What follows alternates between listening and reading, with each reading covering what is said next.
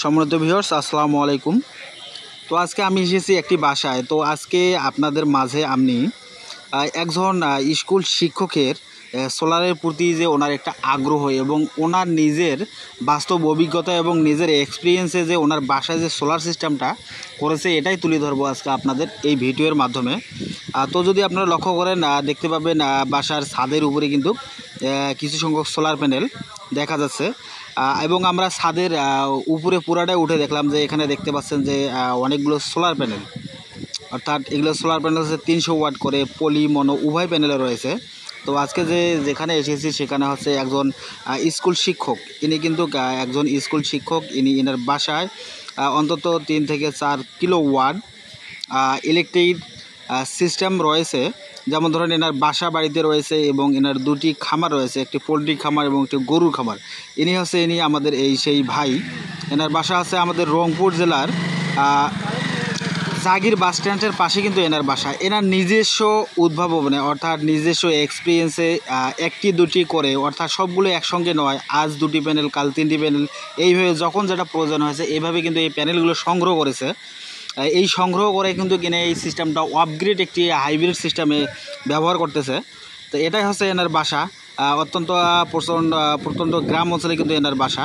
ইনি সবগুলো প্যানেল কিন্তু একসঙ্গে ক্রয় করেনি, এগুলো যখন যেটা প্রয়োজন হয়েছে 2টা 3টা এইভাবে কিন্তু এই সিস্টেমটা ইনি ক্রয় করেছে। এবং এই সিস্টেমের সাথে ইনি একটা দিয়েছে কার্স, অর্থাৎ লুমিনাসের কার্স 3.2 কেভি একটি আপগ্রেড একটি আইপিএস দিয়েছে এটায়। এবং আপনারা যদি লক্ষ্য করেন সামনে এগুলো কালো প্যানেল দেখতে পাচ্ছেন, এই কালো প্যানেলগুলো হচ্ছে লুঞ্জি, ওটা হচ্ছে আপনার হাইব্রিড সিস্টেম ব্যবহার করছে। তাই এখানে আপনারা যদি দেখতে পাচ্ছেন যে এনার এই প্যানেলগুলো সংগ্রহ করার পর কিন্তু নিজস্ব টেকনিকে কিন্তু সবগুলো আপনার প্যারালাল সিরিজ যেটা যেরকম প্রয়োজন হয়েছে সেটা সিস্টেম করেছে ইনি। দেখতে পাচ্ছেন একটি পুকুর এবং 2টি ঘর দেখতে পেলেন। এই ঘরগুলো হচ্ছে এনার খামার, আর এটা কিন্তু এনার নিজস্ব বাসা। তো দেখতে পাচ্ছেন ইনি অনেক টেকনিকে বাঁশ কাঠ দিয়ে স্ট্রাকচার তৈরি করেছে। আমরা যদি ভিতরের অংশটা দেখি, এখানে দেখতে পাচ্ছেন একটি এস ইনভার্টার, এটা আছে 3.5 কেভিএ এবং লুমিনাস এটা কার্স প্লাস 3.2 কেভিএ একটি আইপিএস, এটাকে এনে চার্জ কন্ট্রোলের মাধ্যমে কিন্তু চার্জ করে চালাচ্ছে। এবং এখানে যিনি ব্যাটারিগুলো ব্যবহার করছেন, এই ব্যাটারিগুলো হচ্ছে আপনার যেগুলো অটো ভ্যানের পুরাতন ব্যাটারি, ড্রাই সেল ব্যাটারি যেগুলো, সেই ব্যাটারিগুলো কিন্তু ইনি ব্যবহার করতেছে। এখানে ইনি যে সিস্টেমটা ব্যবহার করতেছে এই সিস্টেমটা সরাসরি সূর্যের আলোর মাধ্যমে শুধু দিনের বেলা। এখানে 2টি চেঞ্জিং দেখতে পাচ্ছেন, এখানে কিন্তু 2টি সিস্টেম, একটি হাইব্রিড একটা হচ্ছে অফগ্রিড।